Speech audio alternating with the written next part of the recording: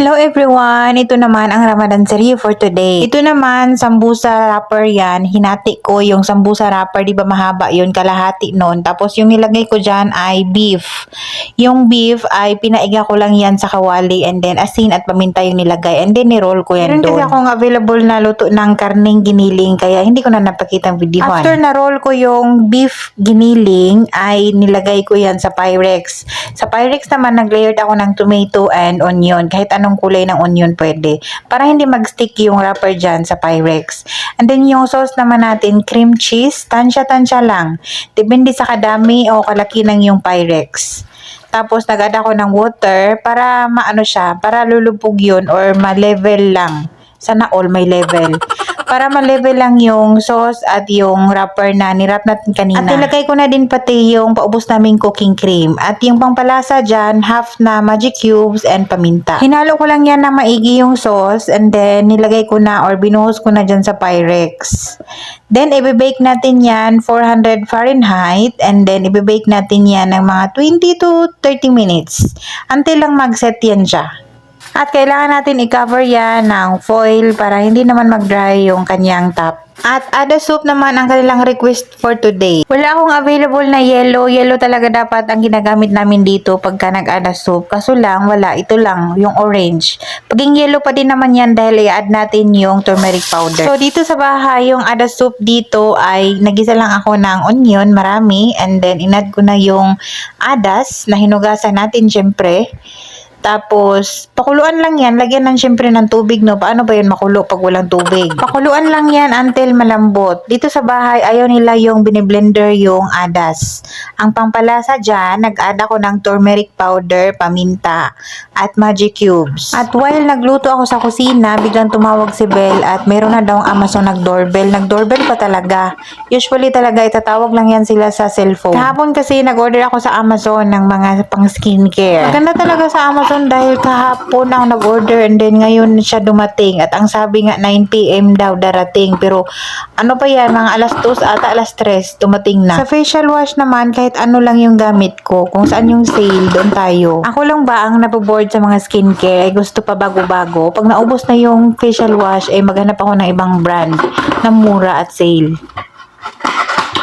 Gusto ko i-try ito kasi kaya lang, nagsawa na ako sa skincare. Char! Ay, bukas! Bakit bukas? Ba't ganun lang? Ang easy niyang buksan. Why? Baka fake ikaw ah.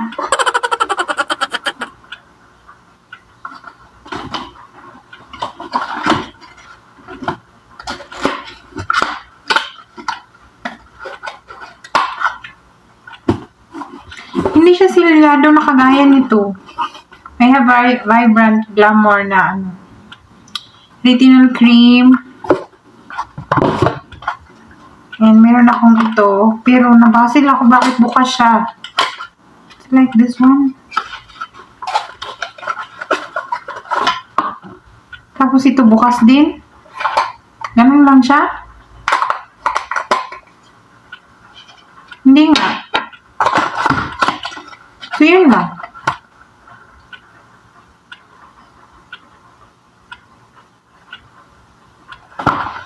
So that's it. This is for Belle and ito yung sale kasi na facial wash. It's gel wash. Meron na siyang hyaluronic acid. So 15 lang naman ata to or 19. Basta something sale. So for the go tayo pag sale kasi sayang ang money. So, back na tayo sa ating mga niluluto, no? Yung ating ada soup ay ganyan na yung itsura niya nung nalambot na, lumambot na. So, nung patapos na yan, ay nag-add ako ng cumin powder. By the way, guys, hindi ako masyadong ngarag sa kusina dahil ito lang yung lulutuin ko. Yung ada soup at yung niroll natin kanina. Tapos, ito naman, sweet sambusa. So, tinatamad ako mag-isip ng sweets nila. So, meron naman tayong ready na nakaganyan sa freezer, yung binalot natin. So, pinirito lang yan until golden brown and then nagad lang ako ng sugar syrup and sesame seeds. Favorite naman yan ng amo ko. So, pagka walang naisip na sweets, yan yung go-to sweet nila. Light food lang yung pagkain ngayon dahil nga meron silang balak later na bibili ng roasted chicken. At yung pangalawa naming alaga dito ay hindi kakain yung niroll ko kanina. Kaya ang sabi niya ay mag-reheat ng food from yesterday, yung fettuccine. Ito naman, Arabic bread na fried. Lagi niyong nakikita yan sa mga vlog ko. Ano yan siya? Side dish ng ada soup at itong lemon. Nag-adan na, oras na para nag-fry ako ng sambusa. So, yung sambusa namin, 5 kinds yung sambusa namin dito. So, sa 5 kinds sa sambusa, unti-unti na lang dahil nagsawa na sila. So, apat-apat na lang yan kada klase. Ready na to serve yung ating sambusa and then pati na yung ating ada soup ay ready to serve na rin. At ang ada soup ay lalagyan nila yan ng fried bread pagkakain na sila at yung lemon. Then, ready na rin yung ating niroll natin kanina na sambusa wrapper na merong beef meat sa loob. Beef meat. Ang pangalan daw dyan ay Layer Minto. Hindi ko naintindihan yung pangalan yan. Dati naman, last year ay gumawa din ako nito. Kaso lang hindi masyadong nagustuhan ni Amo, pero this time, sobrang yummy na daw. Last year kasi ay makapal yung pagkagawa ko dahil makapal yung wrapper. Saan ba yun? Kain.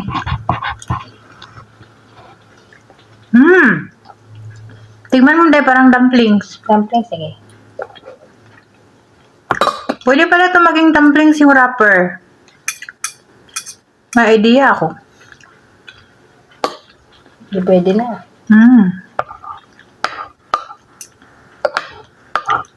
Yung sambusa wrapper, pwede nyo maging siomai wrapper or dumplings.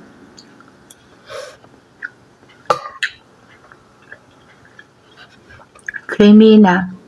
Parang kumakain ako ng dumplings.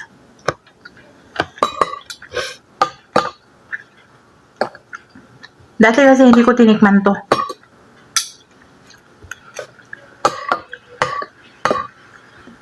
Ngayon, natutuwa na din yung amo ko. Sabi niya, masarap daw.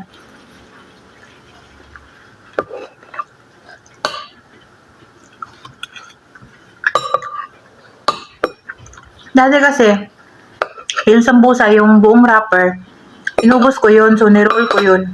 Ang sabi niya nung nakaraang taon, masyadong makapal daw yung wrapper, maraming wrapper. So, yung ginawa ko ganito ngayon, kalahati lang. Yan eh.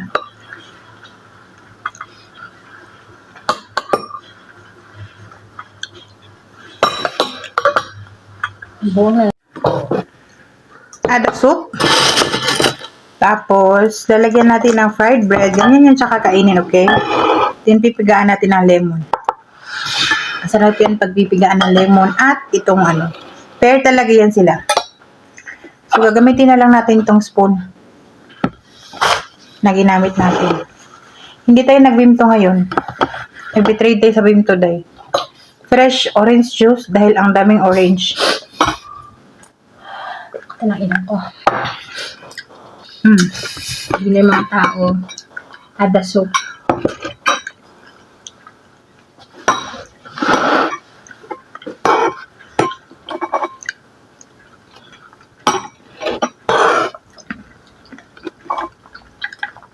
Orange juice.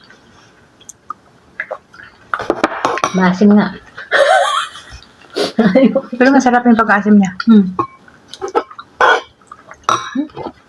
Kaya pala, inayawan ng mga bata tong orange kay pala maasim. Ginawa na lang juice.